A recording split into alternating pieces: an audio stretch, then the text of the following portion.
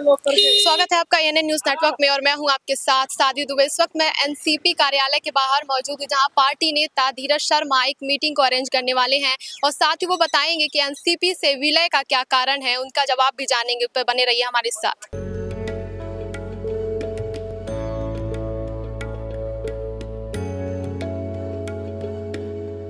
Sir, सबसे पहला सवाल मेरा ये है कि पार्टी छोड़ने की असल कारण क्या है?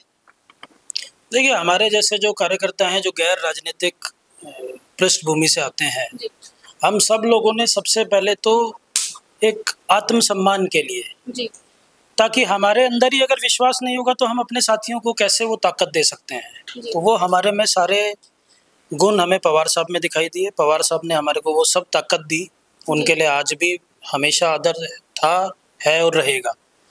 लेकिन पिछले कुछ टाइम से ऐसी परिस्थिति चल रही थी कि पार्टी में इतने बुरे समय में साथ देने के बावजूद हमारे जैसे कार्यकर्ताओं को बार बार अपमानित किया जा रहा था, उनके साथ नौकरों जैसा व्यवहार किया जा रहा था और कोई भी पॉलिटिकल प्रोग्राम में हमारे को मौका नहीं दिया जा रहा था। लोकसभा चुनाव में हम लोग पिछले 40 दिन से बैठे रहे, हम बार बार बोलते थे कि हमें काम करना है, हमें अपने पक्ष के लिए काम करना है, लेकिन हमें बार बार अवॉइड किया जा रहा था। और पार्टी के कुछ वरिष्ठ नेताओं के आसपास जो कुछ लोग थे, जो उनका स्टाफ हो, उनके और जो इस तरीके के जो अपने आप को बहुत बड़ा नेता अपने को मानते हैं, उन्होंने पार्टी के अच्छे अच्छे काम करने वाले लोगों को दूर रखने का काम कर रहे थे, उनको अपमानित कर रहे थे, उनके लिए टीका टिप्पणी कर रहे थे। बार बार पवार साहब के सामने कंप्लेंट करने के बावजूद भी इस प्रॉब्लम का सोल्यूशन नहीं हो रहा था। उल्टा वो और ज़्यादा आक्रामक होकर हम लोगों को परेशान करने का काम कर रहे थे। और हमारे जैसे कार्यकर्ता मान सम्मान के लिए हम लोग राजनीति करते हैं। मान सम्मान अगर हमें नहीं मिलेगा तो हमें छोड़ के जाना हमारी मजबूरी थी। सर, लोकसभा चुनाव के पहले ऐसा फैसला लेना मतलब क्या आया दिमाग में कि मुझे पार्टी छोड़नी है? देखिए, जब ये देश का सबसे बड़ा चुनाव महापर्व है, उस चुनाव में अगर हमारे जैसा कोई राजनीतिक कार्यकर्ता अपना कोई योगदान नहीं दे पा रहा है, तो मुझे लगता है या तो हमें राजनीति छोड़ देनी चाहिए या हमें फिर कोई ऐसी पार्टी ढूंढनी चाहिए, देखनी चाहिए जो हमारी काबिलियत को सही तरीके से इस्तेमाल कर सके। क्योंकि आज हमारे साथ में हजारों लाखों युवा साथी हैं, उनकी भी हमें आवाज़ उठानी है। बहुत सारे युवा साथी हमारे साथ अपना भविष्य देखते हैं, राजनीतिक भविष्य देखते हैं। जब मैं खुद अपने लिए ही कुछ नहीं कर पा रहा, उनके ही मान सम्मान के लिए कुछ नहीं कर पा रहा, तो ये बहुत भावनात्मक ढंग से मैंने निर्णय लिया और हमने फैसला किया। मेरे साथ साथ में लगभग 20-22 प्रदेश अध्यक्षों ने, बहुत सारे हमारे नेशनल के पदाधिकारियों ने, सब लोगों ने, सैकड़ों लोगों ने पार्टी के साथ अलग हटने का हमने फैसला पार्टी किया। को किस तरीके का झटका लगाया पार्टी के विलय से? देखिए, मेरे को ये तो मैं नहीं कह सकता कि किस तरीके से, लेकिन जाहिर सी बात है, पार्टी का एक कार्यकर्ता भी अगर पार्टी से दूर जाता है तो पार्टी का नुकसान है। यहाँ तो 25-25, 30-30 साल से जो पवार साहब के साथ में, पार्टी के साथ में काम कर रहे थे, आज उन लोगों को पार्टी छोड़ने का फैसला लेना पड़ा। तो ये पार्टी को सोचना है और उन वरिष्ठ नेताओं को सोचना है कि क्या ऐसी परिस्थिति आई जो इन सब लोगों ने निर्णय लिया, जो इनको छोड़ना पड़ा पार्टी। तो भविष्य में क्या प्लान है, किस पार्टी में वो करना है?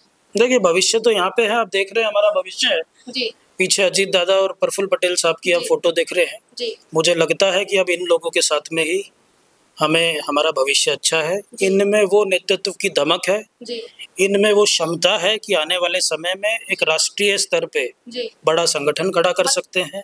मतलब इस नए पार्टी में लोग आपको देखेंगे भविष्य के रूप में? देखिए, तो अब हम जो जिम्मेवारी संभालेंगे और ये हमें देखा ना देखे, हम जरूर इनको अपना भविष्य के रूप में देखते हैं। और मुझे लगता है कि अगर हम अच्छा काम करेंगे तो ये लोग ऐसे नेता हैं, माननीय अजीत दादा हो, माननीय प्रफुल्ल पटेल साहब हो, जो कार्यकर्ताओं को ताकत देते हैं। और मुझे लगता है कि हमारे जैसे हजारों लाखों लोगों का भविष्य इन लोगों के साथ सुरक्षित है। क्या लगता है किस तरह की चुनौती होने वाली है आगे? नहीं, चुनौती तो मुझे नहीं लगता। यहाँ पे तो हम लोग उल्टा, यहाँ पे एक ऐसा माहौल है कि हम अपने युवा साथियों को ज़्यादा उनको ताकत दे सकते हैं। युवाओं की आवाज़ को हम ज़्यादा अच्छे तरीके से उठा सकते हैं, उनके जो प्रश्न हैं उनको सॉल्व कर सकते हैं।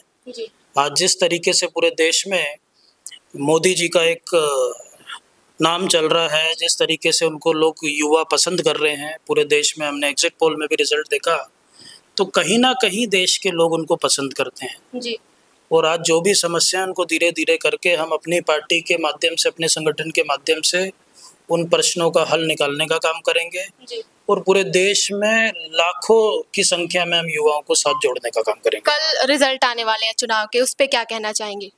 देखिए, रिजल्ट तो कल आएंगे, लेकिन हम तो पॉलिटिकल कार्यकर्ता, हमने जमीन पे घूम घूम के देख लिया। जी। आज भी लोगों की नंबर 1 पसंद मोदी जी हैं जी। और मुझे लगता है कि देश की जनता दोबारा मोदी जी को मौका देगी जी। और मोदी जी के साथ मिलके हमारी एनसीपी जो पार्टी है जी।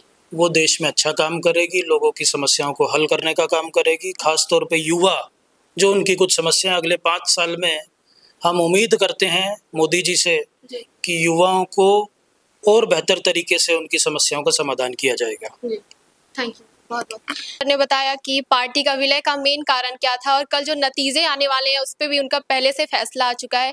तो देखना दिलचस्प होगा कि कल जो नतीजे आएंगे उस पे जो अपोजिशन है उसका क्या कहना है और साथ ही एनडीए की क्या कहना है।